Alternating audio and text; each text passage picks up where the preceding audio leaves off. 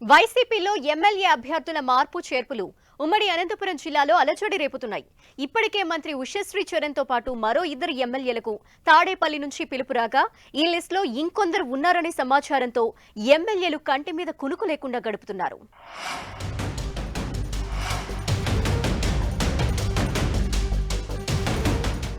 ఉమ్మడి అనంతపురం జిల్లా ఒకప్పుడు టీడీపీ కంచుకోట.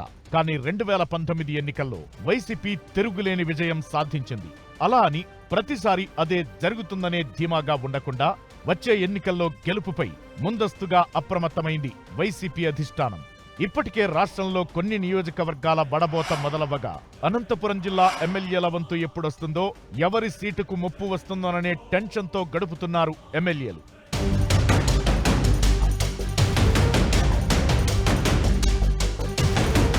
ఈ జిల్లాలో మొత్తం 14 అసెంబ్లీ స్థానాలు, 2 పార్లమెంటు స్థానాలు ఉన్నాయి. వైసీపీకి 12 మంది ఎమ్మెల్యేలు ఉన్నారు. వీరిలో కేవలం 3కి మాత్రమే వచ్చే ఎన్నికల్లో కన్ఫామ్ గా టికెట్ వస్తుందనే ప్రచారం జరుగుతోంది. ధర్మవరం ఎమ్మెల్యే కేతిరెడ్డి వెంకట్రామిరెడ్డి, తాడిపత్రి ఎమ్మెల్యే కేతిరెడ్డి పెద్దారెడ్డి, ఉరవకొండ మాజీ ఎమ్మెల్యే విశ్వేశ్వర్రెడ్డికి మాత్రమే టికెట్ భరోసాగా కనిపిస్తోంది. దీంతో మిగిలిన ఎమ్మెల్యేల భవిష్యత్పై రకరకాల చర్చ జరుగుతోంది.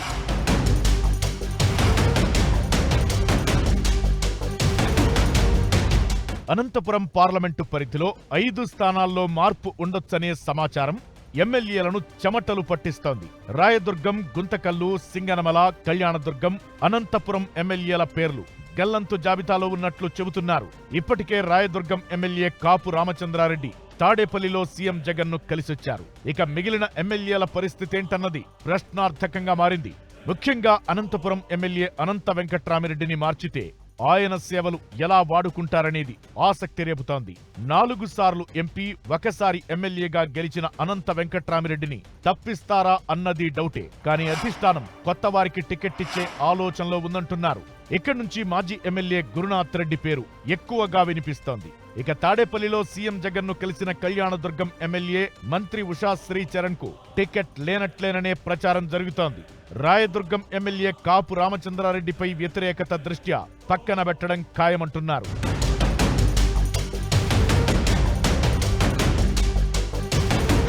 గుంతకల్లు ఎమ్మెల్యే వెంకట్రామిరెడ్డిపైన వ్యతిరేకత ఎక్కువగా ఉంది. బీసీలు ఎక్కువగా ఉన్న ఈ నియోజకవర్గంలో వెనుకబడిన వర్గాల నేతను ఎమ్మెల్యేగా బరిలో దింపాలని అధిష్టానం ఆలోచిస్తుండటంతో వెంకట్రామిరెడ్డి సీటుపై కత్తి వేలాడుతోందంటున్నారు. సింగనమల ఎమ్మెల్యే జొన్నలగడ్డ పద్మావతిపై ఎలాంటి వ్యతిరేకత లేకపోయినా ఆమె భర్త సాంబశివారెడ్డి, ఇతర కుటుంబ సభ్యుల వ్యవహారశైలిపై విమర్శలు వ్యక్తమవుతున్నాయి. దీంతో పద్మావతి స్థానంలో ఒక డీఎస్పీని పోటీకి పెట్టే ఆలోచన చేస్తున్నట్లు ప్రచారం జరుగుతోంది.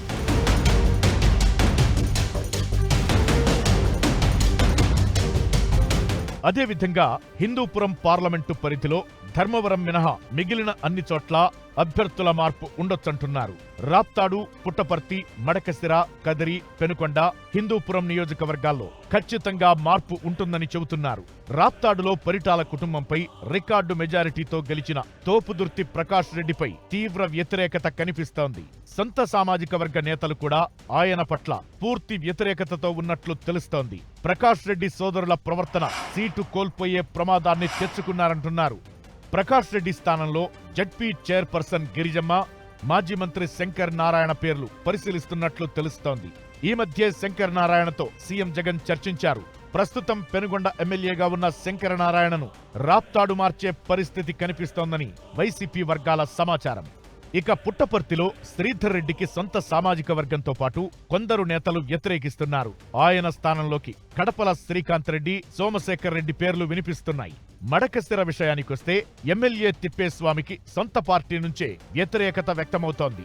తిప్పేస్వామికి ఈసారి మొండి చేయి చూపడం ఖాయమనే ప్రచారం విస్తృతంగా జరుగుతోంది. ఇక కదిరి ఎమ్మెల్యే సిద్ధారెడ్డి పరిస్థితి ఏమంత అనుకూలంగా లేనట్లు చెబుతున్నారు. సొంత పార్టీ నేతలే సిద్ధారెడ్డిపై అసంతృప్తి వ్యక్తం చేస్తున్నారు.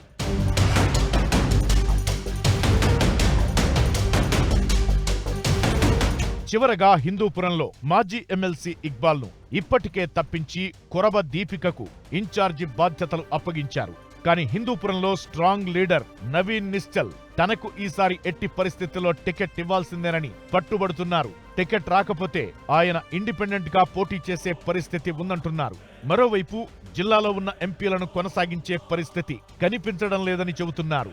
హిందూపురం ఎంపీ గోరంట్ల మాధవ్కు అసలు టికెట్ ఇచ్చే పరిస్థితి కనిపించడం లేదంటున్నారు. అనంత ఎంపీ తలారి రంగయ్యను ఎమ్మెల్యేగా బరిలోకి దించే ప్రతిపాదన ఉందంటున్నారు.